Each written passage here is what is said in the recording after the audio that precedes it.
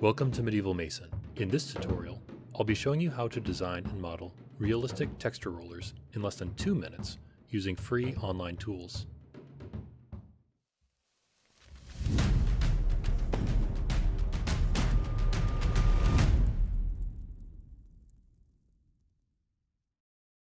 The first step is to access a free 3D texture website like Polyhaven or Ambient CG.